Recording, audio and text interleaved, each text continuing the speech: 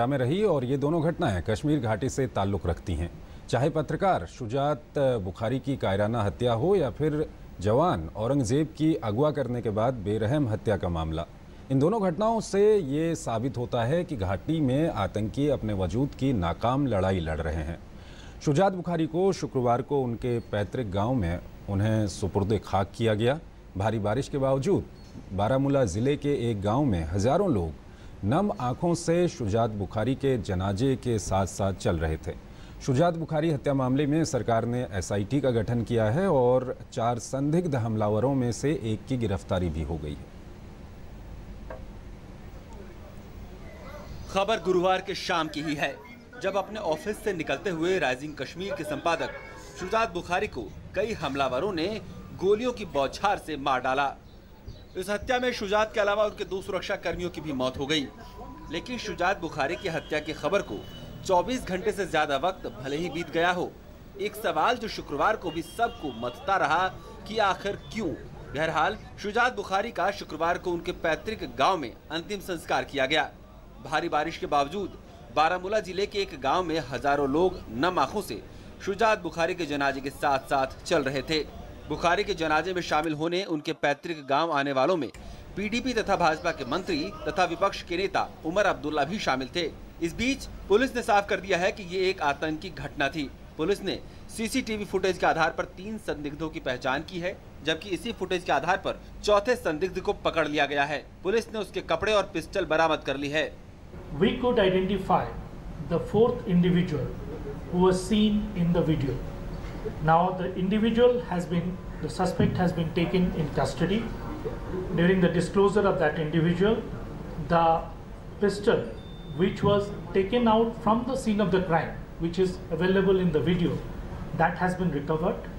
Also the cloth which he was wearing yesterday, that he had dumped somewhere, which has been also recovered by the investigators.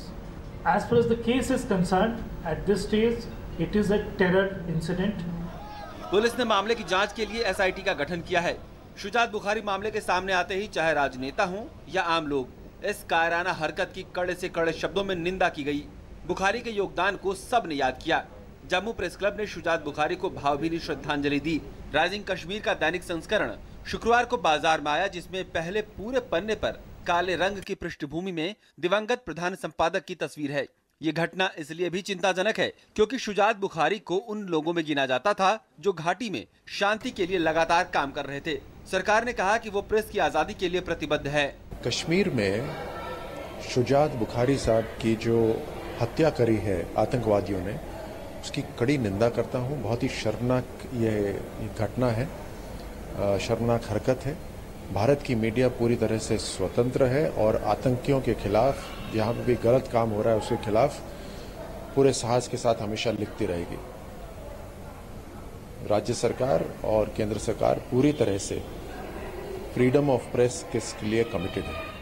इससे पहले केंद्रीय गृह मंत्री राजनाथ सिंह, मुख्यमंत्री महबूबा मुफ्ती ने ट्वीट कर अपनी संवेदनाएं प्रकट की थी।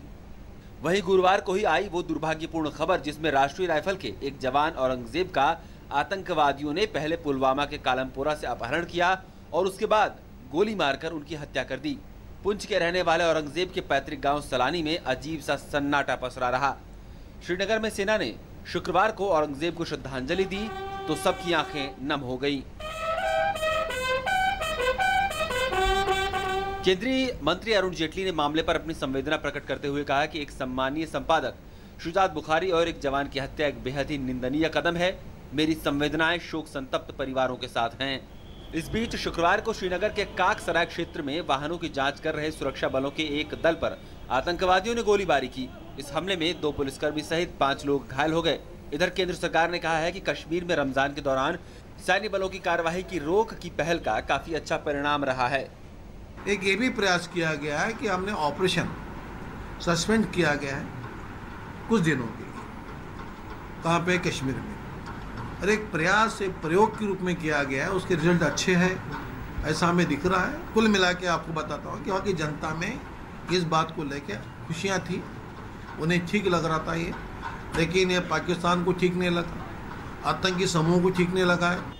उन्होंने ये भी कहा कि इसे आगे बढ़ाने पर सरकार विचार विमर्श के बाद फैसला लेगी। ऐसा लगता है कि लगातार पीछे हटने को मजबूर आतंकी अब न सिर्फ आम कश्मीरियों को निशाना बना रहे हैं, बल्कि शांति की पहल को आवाज देने वालों पर भी हमले कर रहे हैं। Srinagar bureau, DD news.